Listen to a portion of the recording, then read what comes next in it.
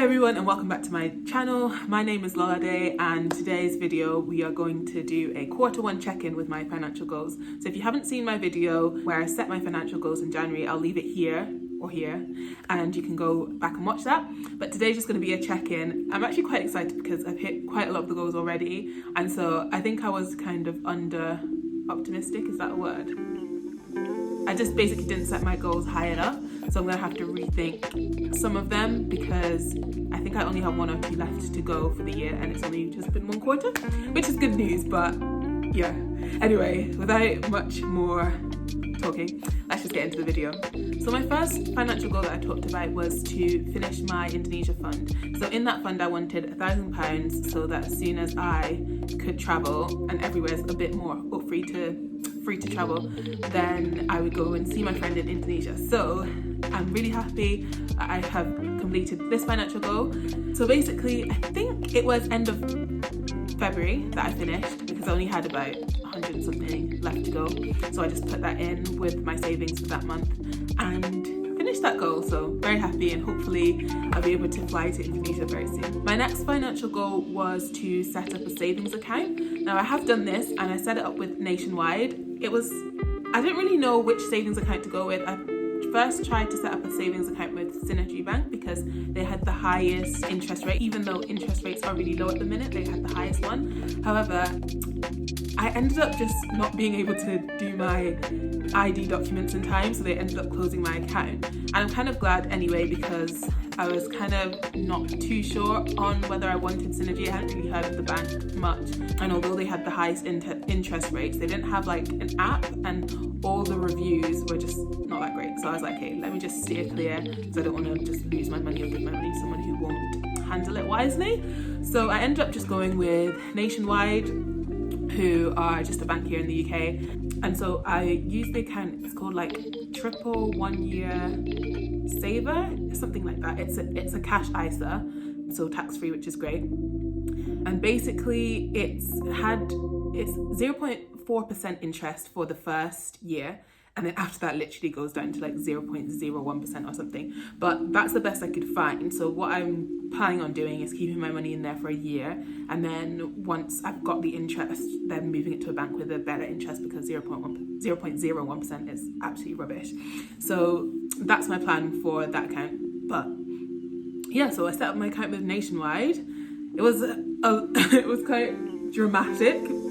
Not dramatic, just like it took a long time to set up because I'm used to now setting up banks with like online banks that are quite quick in checking your IDs and stuff. You just send them a picture of your driving license or your passport like held up next to you so they can tell that it's you, and then they take like 1 or 2 days to accept it. But with traditional banks, obviously you have to go in store with your account details, not your account details, with your ID.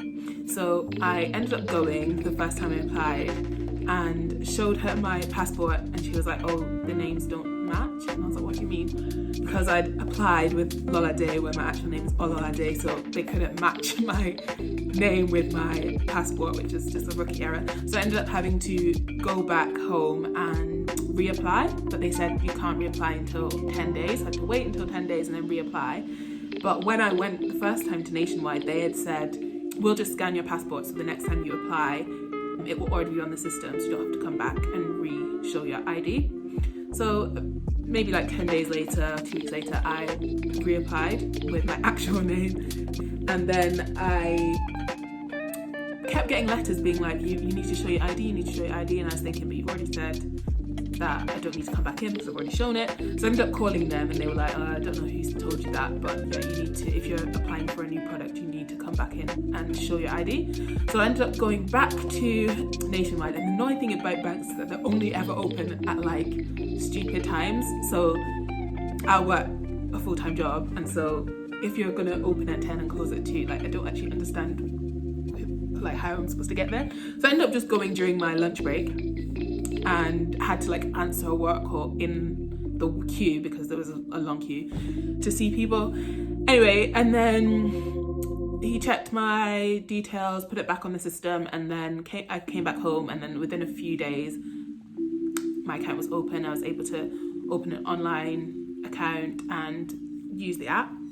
So yeah, that was a long-winded way of just saying, yes, I've opened my savings account. My next goal, which is kind of linked into goal 2, was to fund my emergency fund. So basically all I had to do once I'd set up my savings account was literally just move the money from my current account into my savings account. So that was really, really simple. And yeah, my emergency fund is now inside my Nationwide cash ISA. My next goal was to open a credit card.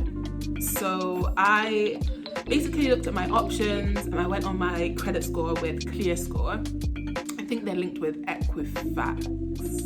Yeah, they're linked with Equifax, and they can show you what cards you would already be pre-approved with without affecting your credit score by them doing hard checks.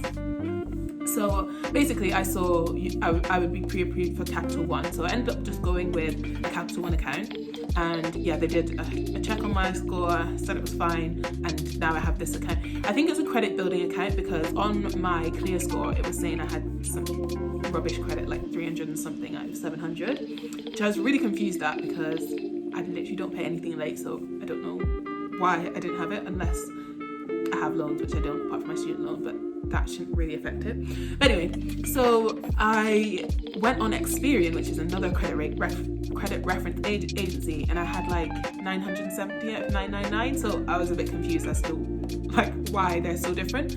But anyway, I was approved for the credit card, so now I use this credit card anytime I make payments online, and then just pay it from my current account into my credit card like straight away, just to avoid any charges. I also have a direct debit just in case I forget, so that I'll never be over my credit limit. And my credit limit is 1,500, but honestly I don't even think I go over 100, and I've only had it for a month, so we'll see how it goes, but I never plan to max it out.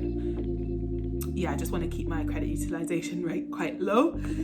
So yeah, that's my next goal, was to open a credit card, which I've done with Capital One. Keep adding to my Help to Buy was the next one, and with my Help to Buy you can only add £200 a month, so I just do that literally as soon as my paycheck comes in. I just move it into my Help to Buy, which is with Barclays. Yeah, nothing much to report on that, just that I'm on track really to put £200 in every month. My next goal was to start investing, and like I said last time, I had to check for independence restrictions and stuff like that, which I ended up checking and did a lot of research, watched loads of YouTube videos, read a bit just to see what my best options were, and I ended up starting with Plum. And so it's like an investment fund platform where they invest your money for you into these different funds who are owned by I think they're called fund managers, like Vanguard or Legal and General, and these, I think are they called brokers? I don't know too much about that, but yeah, they invest your money into these funds. So yeah, I actually invested into 4 different funds because I'm quite risk averse, I'd say, so I don't want to put all my eggs in one basket, even though like investing in a fund is already diversifying because it's not just one company, but still I wanted to diversify as much as possible. So I've invested in some that are part bonds, part shares, which are quite a lot lower risk because bonds just tend to be lower risks than shares. And then I also have invested into some ethical companies. But yeah, I might do another video on the beginning of my investment portfolio journey. But yeah, I think, how much did I invested 250 into each and invested into 4, so 1,000 in general in total, which I had in my current account anyway. I was just waiting for myself to actually research and set up the account so that I could just move my money in. My last goal was to add another source of income. Now that is still pending because I don't know, I just haven't really been thinking about it and putting much effort into figuring out how I can add another source of income. So like I said last time, I have my 9 to 5, I tutor and Depop, although people haven't been buying my stuff on Depop, so if you are looking for some new clothes, then go into my Depop and buy some stuff. But yeah, so that is still in the works. So that was my quarter 1 update. I've actually basically ticked off almost all of my goals that I had from January. So I am thinking that I'm probably going to have to make some more goals because it shouldn't be too difficult to finish it. I could probably finish it by the next quarter.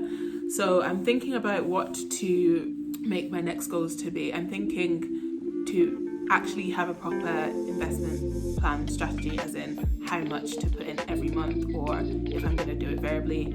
Also, I'm saving for some other things, so some other holidays, because once COVID is finished, best believe I'm going to be out of the country all the time. So yeah, saving for some more holidays, and I need to think more on some other goals. But yeah, thank you for watching up to now. I hope you enjoyed it, and please like and subscribe to my channel so you can watch more videos from me, and I'll see you in my next video. Bye guys.